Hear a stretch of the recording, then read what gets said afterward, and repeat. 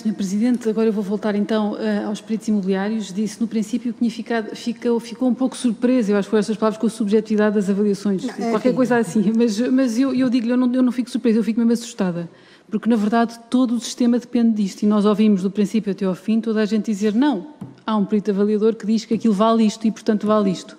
E agora, só para lhe dar um exemplo que ilustra muito bem isto, as duas prioridades que fala, portanto, o penúltimo relatório da Deloitte, as duas grandes prioridades foram desvalorizações de 50 milhões.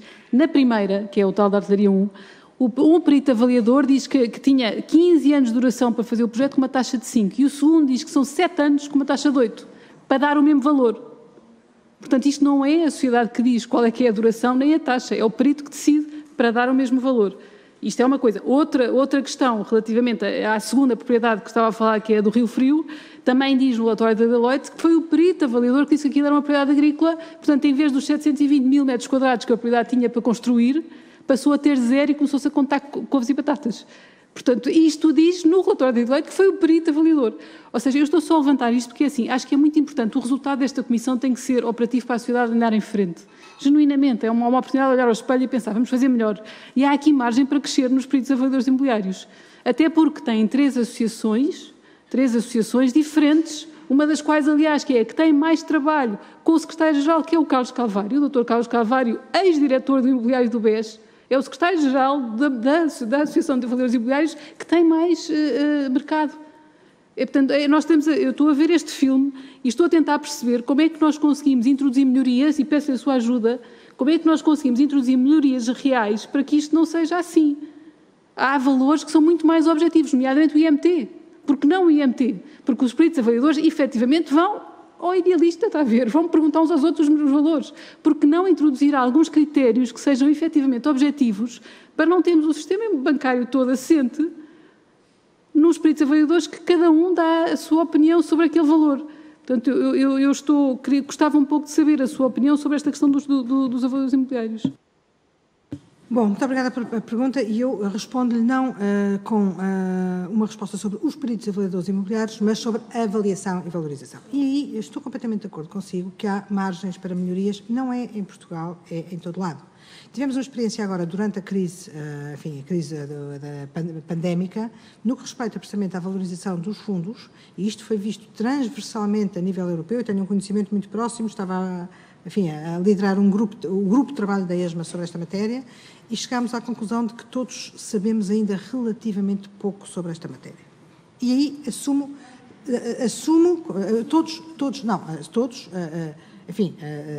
nós estamos sozinhos, isso que lhe quer dizer. Não significa isto que haja fragilidades, relevantes, significa que há algum trabalho de consolidação a fazer. Sobretudo de convergência, digamos assim, entre as diversas abordagens possíveis à valorização dos ativos. Isto não deve preocupá-la, não deve assustá-la. Naturalmente que a nossa perspectiva é construtiva, como acabou de dizer, há melhorias a fazer e devemos reconhecê-las. Devo dizer também que durante este período na CMVM avançámos nesta matéria como porventura nunca antes, levados pela força das circunstâncias. Estamos conscientes de que há trabalho a fazer nesta matéria, mas dito isto também não vamos enganar-nos. A introdução de elementos objetivos, e eu não sou uma especialista na matéria, repito, não sou uma especialista na matéria, mas a introdução de elementos objetivos e rígidos nas avaliações pode ter resultados tão dramáticos quanto aqueles a que, não estamos a assistir, não parece que haja aqui resultados dramáticos, mas pode ter resultados igualmente perversos, na medida em que não permite esta adaptação à função económica da detenção dos ativos. E, portanto, há que encontrar aí algum meio caminho. Admito que possa haver algum trabalho a fazer no sentido de objetivar mais ou delimitar, de certa forma, o espectro ou o padrão dentro do qual estas avaliações podem ser feitas, ou uma maior justificação, se calhar, é nisso que a CMVM está a trabalhar, porque é esse o nosso ADN, é essa a nossa principal função, é procurar que os pressupostos, as razões, a justificação qualitativa de certas avaliações sejam dadas ao mercado, e ao serem dadas ao mercado têm que ser trabalhadas internamente.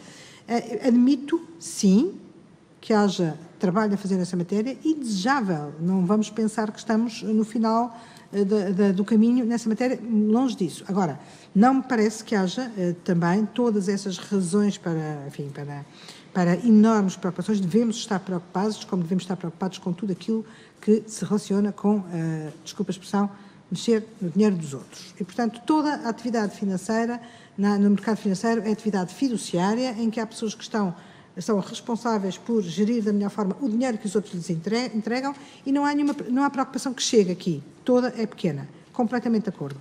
É das áreas onde temos uma maior robustez e uma maior convergência, designadamente em termos de regulação e de supervisão, não será, mas este afastamento entre as avaliações e esta utilização de pressupostos diferentes é também um pressuposto, ela mesma, de uma adaptação razoável àquelas que são as finalidades e as funções económicas de cada ativo. Colocados perante situações, diria, limite, como é aquela que estamos a viver, naturalmente que tudo isso é posto à prova e podem ser identificadas oportunidades de melhoria.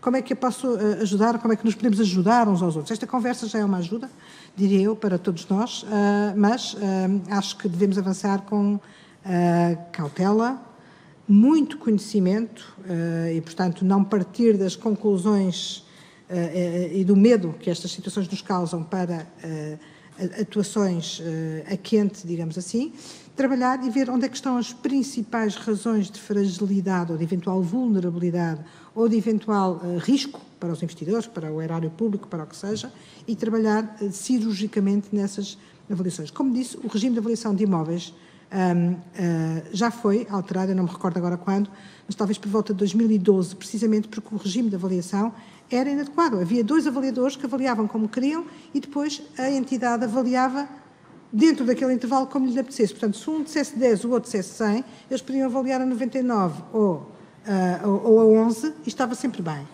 Houve aqui elementos que foram introduzidos para limitar esta variabilidade, não é variabilidade, esta discricionariedade da entidade ao fazer a avaliação, mas não significa que todo o trabalho esteja feito e, portanto, sim, acho que podemos olhar para isto, para esta experiência e ver se há aqui algumas melhorias a fazer. Agora, isto é tudo na área da contabilidade, vamos lá ver, tudo isto resulta dos métodos de avaliação e não podemos trabalhar isoladamente, porque isto são normas internacionais, são normas utilizadas por todos da mesma forma. A regra de avaliação, inclusivamente, não tem toda essa liberdade, porque também está condicionada por dispositivos legais europeus. E, portanto, dentro desta flexibilidade que as próprias normas internacionais de contabilidade e as normas de contabilidade, sem ser internacionais, permitem atualmente e aquilo que é a regulação europeia, acho que devemos, sim, procurar soluções que, se sentimos que há aqui margem para alguma insegurança ou algum risco excessivo, porque ele tem sempre de existir, esta uma liberdade tem que existir, pois acho que devemos fazê-lo.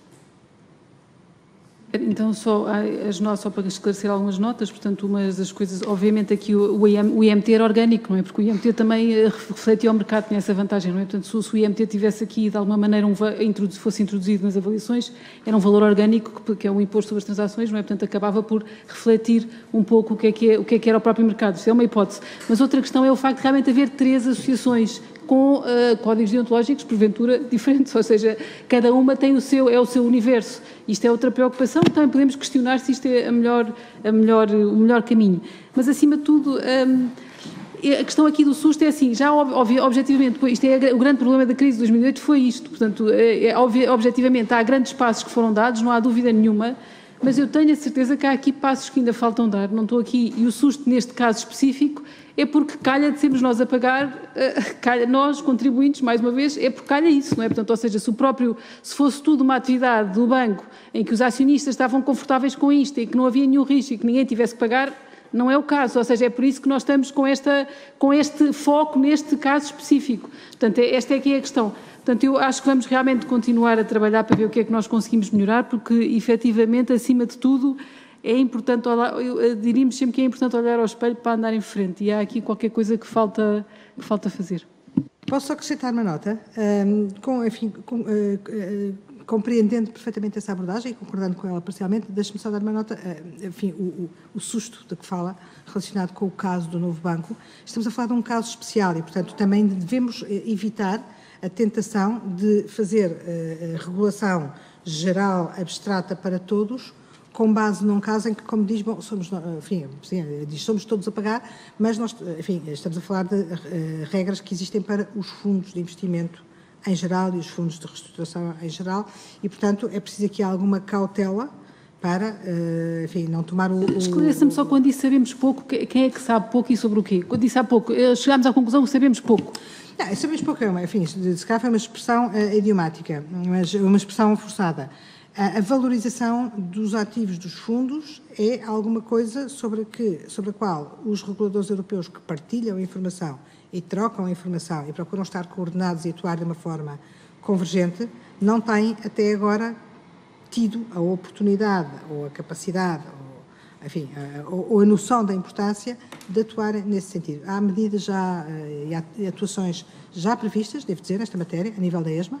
Toda esta realidade recente nos despertou para a necessidade de sabermos mais designadamente no caso dos fundos imobiliários, e esta não é uma realidade igualmente expressiva em todos os países, e daí também esta menor consciência da importância disto.